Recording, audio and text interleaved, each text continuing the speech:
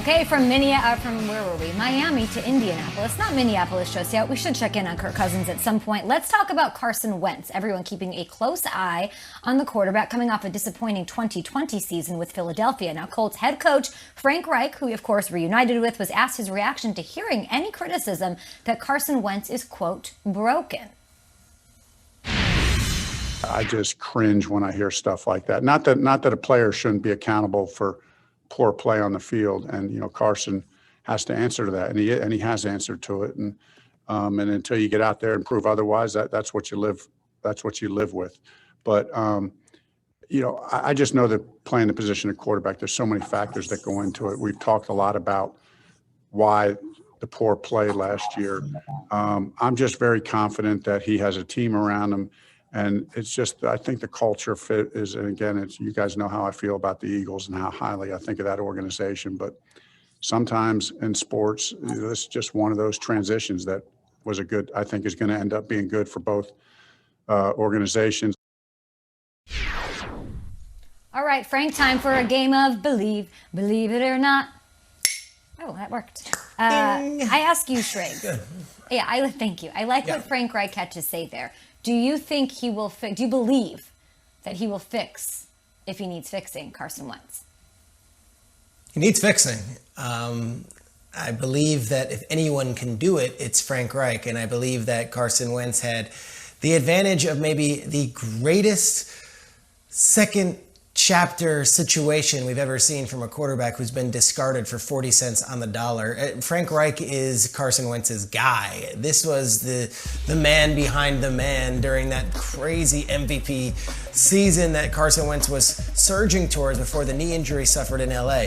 Reich was the offensive coordinator, and the two of them were more than just simpatico. They spoke the same language. Peterson was the head coach. Reich was the architect of a lot of that stuff. And he didn't just go to Frank Reich. He's also going to work with Press Taylor, who a lot of Eagles fans would roll their eyes and say, Press Taylor, he was terrible as our passing game coordinator last year. Press Taylor was the quarterback's assistant and his quarterback's coach with Carson Wentz, and the two of them have a very, very strong relationship.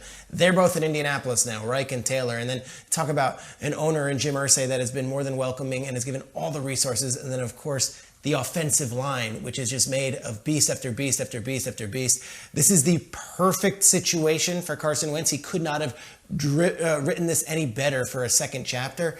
We'll see, though, because there might be some scar tissue from how that thing went down last year in Philly. It did not end pretty. Yeah, Shrek, I tend to agree with you a little bit. I think the scar tissue is just the mental mind mess that came out of Philadelphia. I mean, when you think about it, he gets his team home field advantage. They end up in the Super Bowl. Nick Foles wins it. Then we start hearing reports that the team in the locker room may not necessarily be behind him, and then the leaks that he wants out of there. Now, when I look at this situation, not that Andrew Luck and Carson Wentz are anything alike. They're a very different situation, but I look at both of them. Mentally, I think both of their situations is very taxing on them. For Andrew Luck, it was injuries. For Carson Wentz, obvious, it's all the stuff that came with Philadelphia. But I think back to when I covered a game, Andrew Luck's first game back, and Chris Ballard gave him a book, and it talked about how to settle his mind. This is an organization that I think when look at the front office, you look at the coaches, it's one of the more functional ones in the league. And I think there's less spotlight on this market in particular. And when I reached out, I said, what is the situation there? How are these two working together? And I was told they're going back to the basics. They're working on the fundamentals of QB play, going through the terminology, making sure this playbook fits Carson Wentz's skill set. So to your point, Shreg, these two lock and step. You get the sense that Frank Reich really wants to make sure that Carson Wentz feels comfortable there, but more importantly, not just mentally feels comfortable there, but feels comfortable within the system. And I think that's a good thing for Carson. Yeah, Jane, I'm with you on that, the comfortable aspect. And Shregs, I like that you dropped a little scar tissue. I don't know if you were sneaking in Red Hot Chili Peppers there, but Chili Peppers, nice. I think the one thing that you can't do as a quarterback, you can't give it away. I'm going to have a little fun with this segment right here because I love that we're all about the quarterbacks. They've got to fix this. They've got to do this. They got to do that. And yet it's always about the supporting cast and everybody around them. So when I see video of Frank Reich talking, I don't know, maybe this is just me, but I see Scott Bakula. And if anybody doesn't know who Scott Bakula is, he's best known as Dr. Sam Beckett from Quantum Leap. So Quantum Leap was a great show back in the day, and it was Sam Beckett going in time travel back into history to fix some mistakes. That's what Carson Wentz has done here by going to the Colts. This is a quantum leap for him.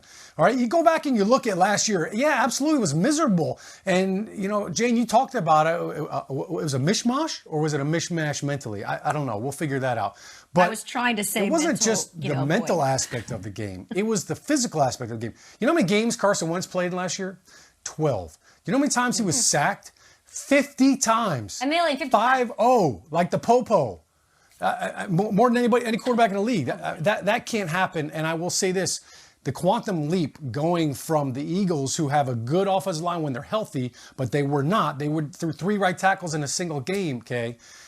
The Colts offensive line is completely different. You want to talk about smash mouth football? Give me Quentin Nelson, Ryan Kelly, give me Braden Smith, Mark Glowinski. And then they just signed Eric Fisher, who's coming off of an Achilles injury, who won a Super Bowl 2 years ago with the Chiefs, was in the Super Bowl last year. So he's filling in for Anthony Costanzo. This up front right here, Kay, totally different for Carson Wentz. And I don't think he needed to fix. I just think he needed some people in front of him to fix the fence.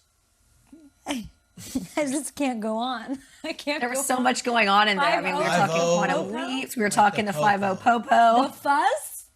The police? Yeah. Did you guys watch Quantum Leap? No? I did. I actually knew the reference there. But I'm a sci-fi geek. Yeah, it's great. Yeah. Okay. I'm dying right now. I like Al, buddy. Under the bridge, if you will. Kay's cringing. Okay, Cardinals general manager. Taylor Gong.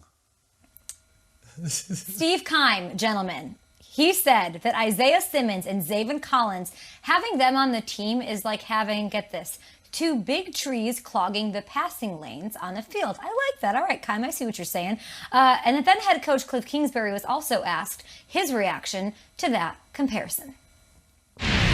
Yeah, 2 really fast trees, I think, which is good. But when they line up, they'll win the prettiest linebacker duo award when they line up side by side. I mean, those are 2 big, long, athletic cats. And so we know there's going to be growing pains, obviously. 2 guys who are getting, indoctrinated to the league. Isaiah played some last year, but as far as a full-time starter goes, this will be kind of his first run at it. But they're athletic enough to make up for some of the, experience they don't have. And we're excited to grow with them and, see what they can become together. I think Cardinal fans are excited to hear that Cliff Kingsbury is excited about Isaiah Simmons. He was rookie season, highly touted, highly drafted, and hopefully he can do his thing. I mean, these guys look like they were built in a lab, Sean. 2 6'4" absolute monsters. Believe it or not, Isaiah Simmons and Zaven Collins are the prettiest linebacker duo in the NFL. Prettiest. Yeah, Kay, I don't know that I've ever heard a linebacker refer to himself as pretty. They may say, I look sweet in my uniform, but yeah, you give me a pretty linebacker, I'm running right at his you-know-what, and I'm going to run him over. So I agree with you. They do look like universal soldiers. They are chiseled out of stone. But the word that Cliff used in there, indoctrinated, that's what he was referring to last year with Isaiah Simmons. That's exactly what happened. He got lost in coverage, had a couple of rough penalties, so he'll definitely be a different linebacker in year 2. But give me Devin White and Levante David right now as the prettiest. They're the prettiest? It just felt like he was describing like Victoria's Secret models. I did reach out to Cliff and I joked to them. I said, what did you actually mean by that? He said, look, they've got length, athleticism, and they can cover a ton of ground together. And he totally laughed it off. But I'm with you guys. Prettiest linebackers. I just wanted to know what the definition was, how we were describing that. If it was the most athletic guys, if they were like, as he said, these lengthy guys. It was an interesting description. I'm not shocked though. Okay, are you? I'm not. The Cliff is calling him. No, I'm not. I'm not shocked at all. I do think Bobby Wagner-Strake should be offended. Bobby Wagner's pretty. I don't know if he's part of the prettiest duo, though. Was Isaiah Simmons pretty last year? I hate to be critical, but if you look at what his first year was, it was almost like a redshirt season, and he didn't get on the field until late in the year, made a couple plays. But I asked our producer, Rich Goldberg, to put together this list just to give an idea. Look, he wasn't injured. He was healthy, and he only played 488 snaps. And I got to be honest, if you're drafted 8th overall, as Isaiah Simmons was, kind of need to be better than pretty. I think we need to see an impact here because Devin White was taken 5th overall and basically was a Super Bowl MVP flying all over the field in his second year. So Isaiah Simmons, I hate to be negative here, but pretty's not going to cut it. We need to see an impact. We actually need to see you being a playmaker and maybe the best player on that defense in year 2. I think it's fair criticism. I think a lot of fans feel that way, Schrags. And it's still wild to me that this offensive mastermind, Cliff Kingsbury, back-to-back first-round picks on monster 6'4"